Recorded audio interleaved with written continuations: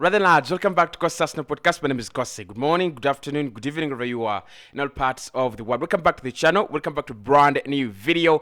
Mikel Arteta has just confirmed that his plan is to play Thomas Partey and Declan Rice right from the start. He never wanted Thomas Partey to leave. He always wanted Thomas Partey to be part of this Arsenal side together with Declan Rice. And of course, he says both players will play together, and that was his plan. That was his vision. Partey in midfield with Declan Rice. So we might be anticipating a very different system, and Mikel Arteta is thinking about a very, very different system. But of course, we're going to be diving into some of the quotes from his press conference with Alexander Zinchenko. They are talking about the game against Manchester United, talking about not being happy to finish second last season and probably going for the title, and of course talking about the greatness of William Saliba and how important William Saliba is to Arsenal. All that in this video.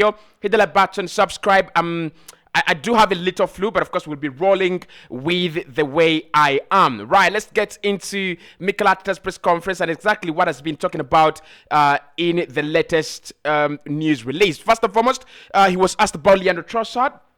And he said Trossard is fine. He trained very well this morning and he will be available for tomorrow. Obviously, tomorrow means that the game will be played, on Sunday night or after midnight. So that is already tomorrow. But he says Leandro Trossard will be absolutely fine and he will be available to play for Arsenal as well. So there are no questions. Yesterday, I talked about the fact that Trossard was just a small knock, and Mikel Arteta decided not to make it something huge, not to make it, even worse, by playing him in the game. Okay, going on Mikel Arteta on whether the MLS All-Stars game was a test. He says, every game was a test for us, obviously, although we had very, very good result. Although we had a very, very good result there, things we can manage much better than we did. There are things we can manage much better than we did. And he says we draw our positives from it, especially as we won it. Tomorrow's test is something very different against a team that is used to play against a team that is used to playing together and bigger rivals for us in the Premier League. So it will be amazing, one, but also at that stadium with a full house and a full capacity, incredible atmosphere. It will be a really, really, really big test to see whether we can win it and to test where we are at the moment. Mikel Arteta on Manchester United and the MLS Soccer. Now, to be honest, that game was more like an opener. It was more like a soft drink, right? And now we are going to do a hard drink. Now we are going to do a gin. Now we're going to do, how is it called? How is it called? We're going to do a very, very, hard drink. So, in my opinion, MLS All-Stars, with all due respect, they were very physical. They understand the environment. They understand the environment of the stadiums in the Major League Soccer. But that is all they could provide. They could provide an opponent that is physical, an opponent that is adept to the to the environment and conditions, probably hot conditions at the time. And probably Arsenal have not, we do not have that experience of such conditions. But apart from that, they're nowhere near the level and quality to compete with Arsenal. Man United tonight is going to be a very different one. It's going to be a very big test because we're playing a team that literally have been together for a year, and the manager now understands which players are good enough to play against a quality side like Arsenal, which players do start in what system, and what players can actually help him achieve any kind of system he wants to achieve. So, big game, but different test. And for me, it comes at the right time. If we can test ourselves against Manchester United, doesn't matter if we win it, but if we can test ourselves against them and, build upon the result, it's going to be very, very crucial to our season. Very, very crucial. Okay, Mikel Arteta, moving on whether he realized that when he realized that the title was gone last season. This was asked by, I think, an African journalist, and he said when mathematically it was impossible. Until that point, we always had the belief that we could have a chance to do it. Obviously, there were moments when it was in our hands, then we lost it. But there was still games to go, and until the point where it was not possible mathematically, you should never give up, because it is football, and that is football. I like the mentality. I'm not going to sit here and say, how does he say that? How dare he say that? It's a good mentality. It's a very, very strong mentality. A player, a manager and your players, you don't give up until the end. We've seen that with Real Madrid when they won the trophy, when they won the UEFA Champions League last campaign, but won. They actually knocked out Manchester City in a game that was almost pretty much done and dusted. So Mikel is right. Every single season, you don't give up until it is mathematically impossible. And that mentality is going to work for us very, very, very well in the new format of the UEFA Champions League. Because listen, 8 top teams got through to the round of 16, right? And then from position 9 to 24, you have a chance to qualify for playoffs that will then qualify you for the round of 16. So you've got to keep believing, and you've got to keeping keeping as well. On whether Thomas Partey is still in his plans, Mikel says Thomas Partey is a super important player for us and for me, and we want him to be in the team. That is for sure. Okay, should I repeat that? Thomas Partey is a very super important player for us and for me, says Mikel Arteta, and we want him to be in the team. That is for sure. So the plan is to keep Thomas Partey. The plan is to keep Thomas Partey. I'm not saying he said he will definitely stay, but I'm saying that he has said he's a super important player for the team, for Mikel Arteta, and the plan is to keep him in the team regardless. And I don't think there is a problem there, is there? I don't think there's a problem. Like, we can have our Thomas Partey at the best of the midfield. We can have, Declan Rice in that B2B role as your 8, as your Frank Lampard, like many people have told us. Whoa, he's gonna be great. Whoa, he's better than Lampard. Whoa, he's the best product West Ham Academy have produced. Don't talk about Joko. This guy is better. So if he's going to play in that B2B role, box to box, we will need to see more goals, more assists, more game control, and all that. But Thomas Partey is in the plans of the manager. That is confirmed. Okay, let's move on to Nicola Pepe's future. And Mikel Arteta says at the moment he is recovering from an injury, which is why he's not here. I don't believe you, Mikel. And he says he had a spell on loan, and obviously we wanted to get much more than what we got from that loan spell. We got to see. We have to see when he comes back, understand what the plans are, and make the right choice for him. Oh, this is so good PR. This is very, very good PR. Of course, I don't believe him. I don't believe a single word, a single statement he's uttered on Nicola Pepe's future. He's one of those players that have already been told, whether directly or indirectly, you've got to understand the manager has moved on from Nicola Pepe a long time ago, right? He's looking for players. He's looking at Saka and Martinelli. That is 30 goal contributions per player per campaign. Nicola Pepe, I'm sorry, you're not that player. You're not that quality. You're not going to give us that. You're not going to give us 30 goal contributions per campaign.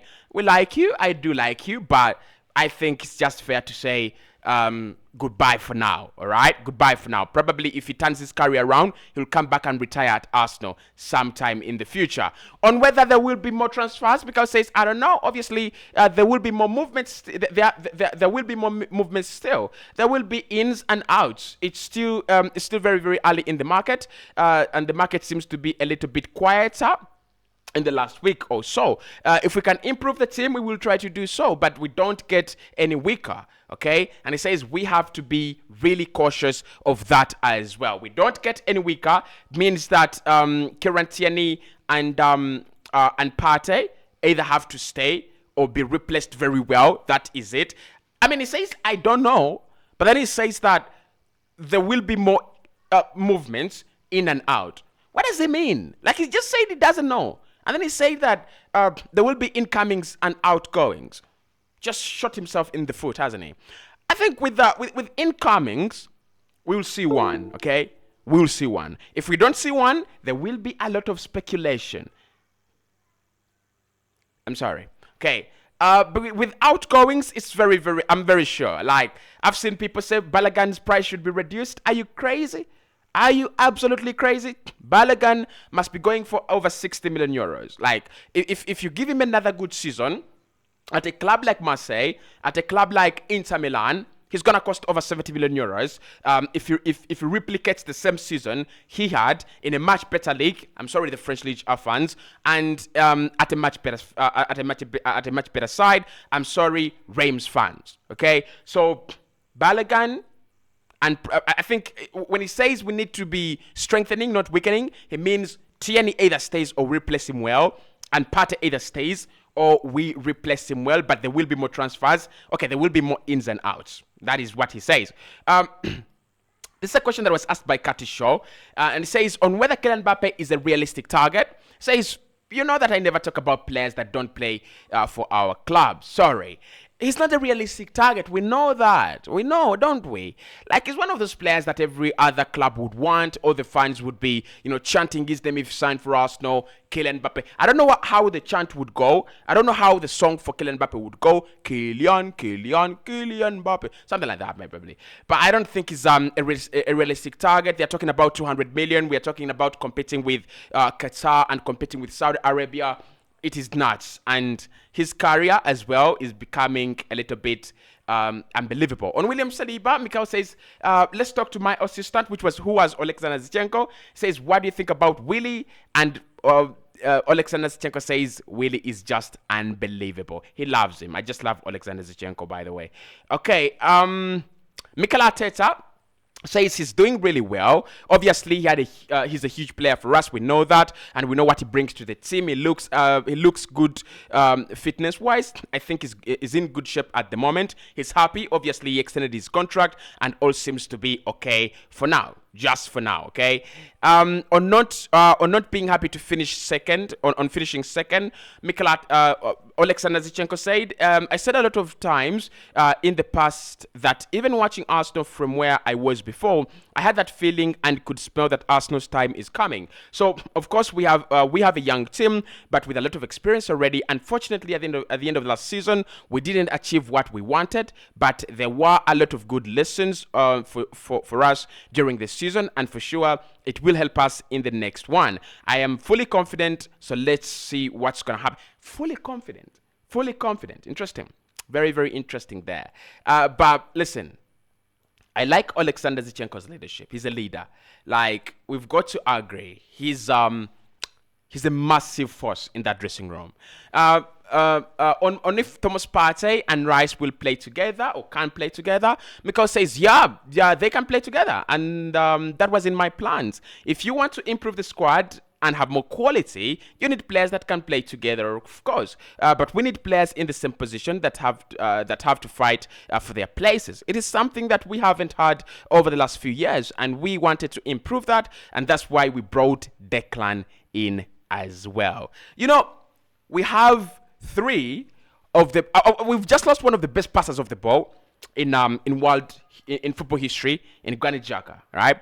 So we have three of the best possession and passing monsters in Europe. Can you believe that? Interesting. Mikel Arteta on how he wants to work with different systems with the team. He says, yeah, our plan A, plan B, plan A1, plan A2, plan A3.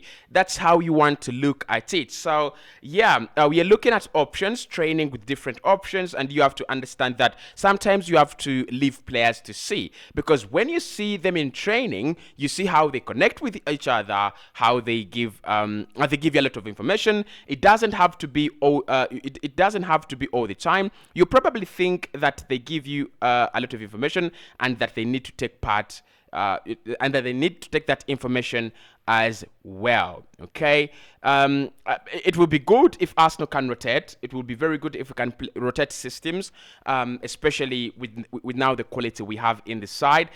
Mikel, on what actually Alexander Zinchenko on what it is like to play with Mikel Arteta again, and the new signing that has just joined the club since last summer.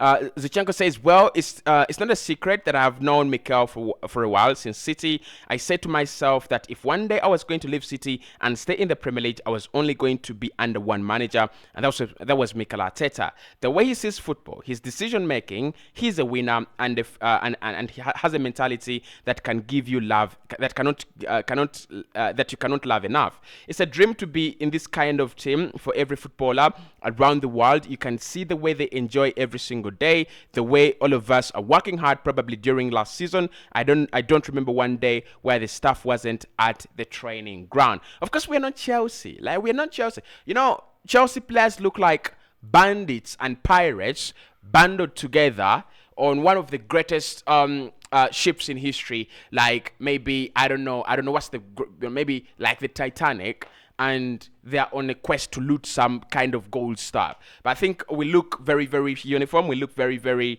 prepared for all the challenges that the team actually faces together. And I love that about Arsenal, by the way. I really, really do. On if we expect Thomas Partey to stay, oh, he says yes. And if we expect Thomas Partey to stay, he says yes. We expect Thomas Partey to stay. Okay. Interesting. On if there's been any conversations on whether on where Thomas' priorities is, he says no. Every time I spoke to him, every time I've had conversations with him, he's wanted to stay with us. So there is nothing there at all. Thank you so much. Thank you so much, Mikel. On if it's been harder or easier for us to challenge this season. It will be harder or easier for us to challenge this season. He says harder for sure because the level is going up and up as well. The teams are getting bigger and the league is getting stronger. It's only going to get harder. But we know that we're going to be preparing for that, and we are getting better as well. We have to play better and do things much better than last year, and that's the way we are going to work at the moment. Mikel Arteta on whether we'll have a hangover of being so close last year. He says, no, I think what happened last year probably was necessary to learn in the lessons that you learn to get better and more successful in what you want to achieve. It's part of the roles and the journey, and we know the complexity of the league and the rivals that we have. Okay, so of course there is that possibility of us having a hangover, like burnout, not knowing where to go from here, from there, and things like that. But I think we will be fine. We will absolutely be fine. I do have that small flu, but I will be doing the preview very shortly. Man United, Arsenal. So don't worry about that. It will be coming your way very, very soon. So no Kylian Mbappe to Arsenal. No Thomas Partey leaving Arsenal. You want anything more than that? Not in this episode. I'll see you right in the next one, guys.